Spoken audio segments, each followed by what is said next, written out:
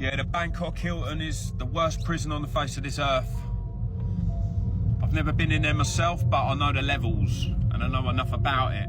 There was a sticky situation when I was doing a visa run. You weren't allowed to do a visa run, but I didn't know that. So I got this Thai woman I paid her to sort me out a visa run. So I had to go on the first flight in the morning to Vietnam, yeah? And then I was coming back on the afternoon one straight away. It was like the next flight. But you weren't allowed to do that. But I didn't know you weren't allowed to do that. So this woman's took my money, and there was a little kick-off with someone who was starting shit in Vietnam at the airport. And he was so pissed, he was falling over the place everywhere, and he was bumping into everybody, he was causing trouble, and they still let him on the flight.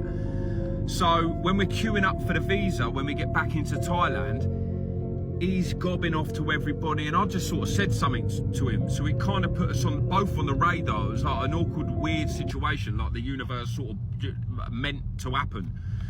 And as it happened, they started looking into my visa and noticed that I was on the day thing. I'll come back on the same day. So then, boom, they've put me and the fella in the back visa police department bit. Oh dear.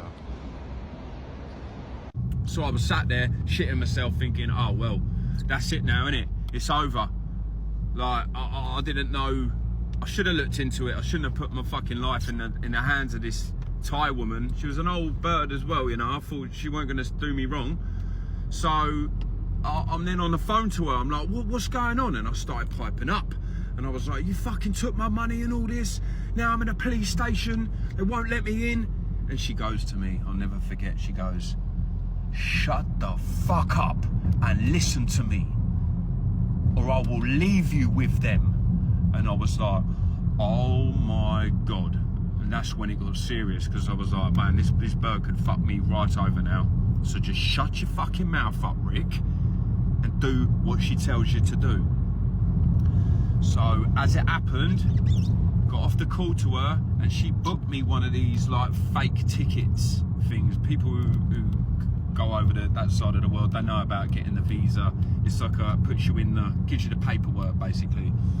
So yeah, so she done that, and I was let through. I had to pay a big fucking fine though, another big fucking fine. So yeah, that had me by the balls, mate. There was nothing I could have done about it. So that's a bad situation where I thought I could have been going somewhere like the Bangkok Hilton.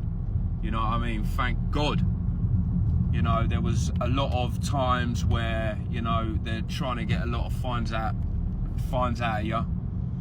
And they did get a lot out of me. If you look on my YouTube channel, there's a couple of dealing with the Thai police and things like this, and roadblocks, and me running away from roadblocks because I wouldn't go through them because they just rob you. They just keep the fucking straight up rob you blind at them. Tourists to get robbed, do you know what I mean? So yeah, I wasn't going nowhere near them, mate. I was detouring. But yeah, so it don't let that put you off, mate. It's a beautiful and most incredible country in the world, you know.